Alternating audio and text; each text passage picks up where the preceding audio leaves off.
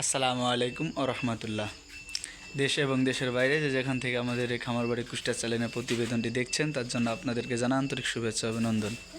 তো বন্ধুরা, আজকের ভিডিওটা হচ্ছে শীত নিয়ে, এক কথায় শীতের যত্ন বা শীতের আগে যেরকমভাবে আপনারা যত্ন নেবেন, গরু লালন পালন করতে শীতের আগে যেই বিপদের সম্মুখীন হয় তার আগে যে যত্নগুলো নিতে হয় সেই সম্পর্কে আজকের এই ভিডিওটি।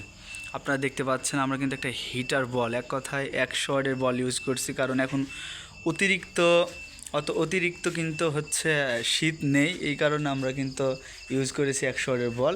আপনারা চাইলে 100 ওয়াটের বল ইউজ করতে পারেন। এই ক্ষেত্রে অতিরিক্ত শীত হলে আমরা এখানে 100 ওয়াটের বলের ওখানে আমরা 200 ওয়াটের বল দিব। আর তার পরবর্তী যে বিষয় সেটা হচ্ছে যে চতুর্থ সাইডটা আমরা কিন্তু ভালোভাবে টিন দিয়ে ঘিরে নিয়েছি, কারণ হচ্ছে যেন বাহিরের বাতাসটা যেন না আসে, ডাইরেক্ট বাইরের বাতাসটা যেন না আসে, আর উপরে একটা ফাঁকা আছে যেন গ্যাস গন্ধটা যেন মানে দ্রুত বের হয়ে যায়।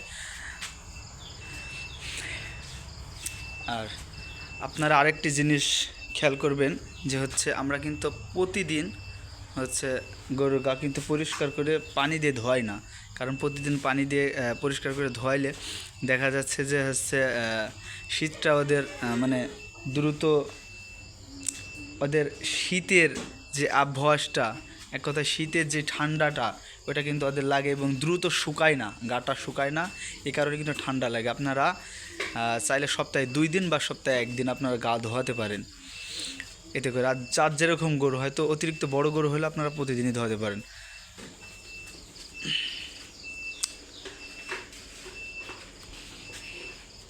আর তারপরেও আরেকটি বিষয় সেটা হচ্ছে আমাদের এই গরুটা কিন্তু নতুন আনা হয়েছে, কারণ এই গরুটা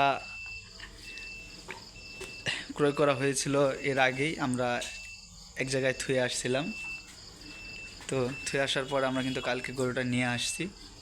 তো আলহামদুলিল্লাহ অনেক সুন্দর আছে এবং খাবার রুচিটা অনেক সুন্দর আছে। বিষয় হচ্ছে আপনারা এই শীতে একটু টেক কেয়ার করবেন, কারণ শীতে যদি ঠান্ডা লাগে তো গরু মানে অনেকটাই ধসে যায়। আপনারা এইদিকে খেয়াল করবেন। আর শীতের সময় অতিরিক্ত মশা মাছি হয়, মশা মাছি তাড়ানোর জন্য আপনারা ধোয়া ইউজ করতে পারেন বা হচ্ছে আপনারা কয়েল ইউজ করতে পারেন। যাই হোক, আজকের ভিডিও এই পর্যন্তই। সবাই ভালো থাকবেন, সুস্থ থাকবেন। আসসালামু আলাইকুম রহমতুল্লাহ।